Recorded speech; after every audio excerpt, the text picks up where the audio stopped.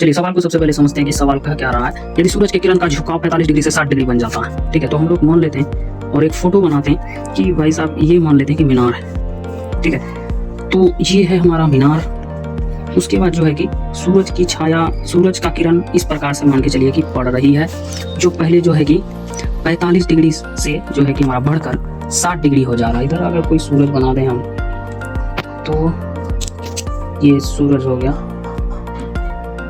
ठीक है, ये हमारा सूरज हो गया। तो यहाँ से इस तरीके से ऊपर नीचे हो रहा है सूरज, इधर से उधर जा रहा है। तो अब हम लोगों को करना क्या है कि इस मीनार की ऊंचाई निकालना है। हम लोगों को जब 45 डिग्री था तब जो है कि हमारा ये दिया हुआ है कि छाया की लंबाई 50 मीटर था, तो छाया तो हमेशा नीचे ही बनता है।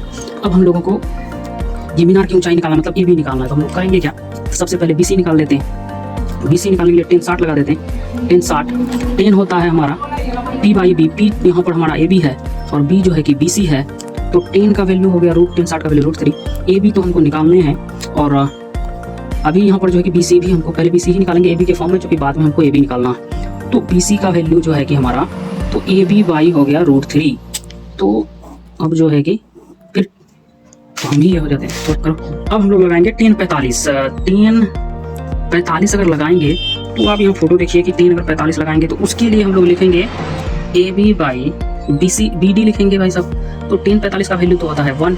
AB का वैल्यू हमको निकालना है। BD भाई साहब को BC + CD लिख सकते हैं। तो अब जो है कि 1 = अब AB को AB ही रहने देते हैं। BC भी हमारे पास उसका वैल्यू अवेलेबल है, AB/√3। CD का वैल्यू पहले से हमको दिया हुआ है। अब इसको सिंप्लीफाई करेंगे तो हमारा आंसर आ जाएगा। अब यहाँ पर क्या कर लीजिए, LCM ले लीजिए। तो LCM आप अगर लेंगे तो AB यहाँ पे AB + 50 √3 हो जाएगा यहाँ पे, और नीचे में जो है कि आपका √3 हो जाएगा बाई ये मेन बट्टा हम लोगों का।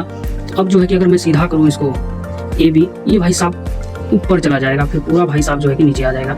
AB + 50 √3 = 1। अब जो है कि आप क्रॉस मल्टीप्लिकेशन कर देते हैं तो हमारा √3 AB यहाँ पर हो जाएगा और यहाँ पर AB + 50 √3 हो जाएगा। अब जो है कि हम लोग क्या करते हैं, AB भाई साहब को इधर लेते आते हैं, तो ये -AB हो जाएगा, तो ये हो जाएगा 50 √3। अब जो यहाँ पे कॉमन ले लीजिए AB हम लोग कॉमन ले लेते हैं, तो यहाँ बचेगा √3 - 1 = 50 √3।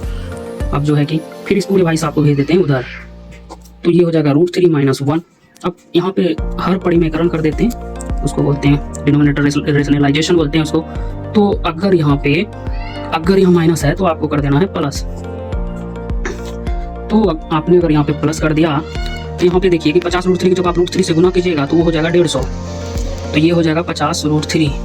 यहाँ पे हो जाएगा A + B या -B का फॉर्मूला लगाएंगे। √3 का स्क्वायर जो है कि 3 हो जाएगा, 1 का स्क्वायर 1 हो जाएगा। हम लोग यहाँ पर क्या करते हैं, यहाँ पर अगर मैं 50 कॉमन ले लेता हूँ तो यहाँ बचेगा 3, यहाँ बचेगा आपका √3, यहाँ बचेगा 2, तो यहाँ 25 बार में चला जाएगा।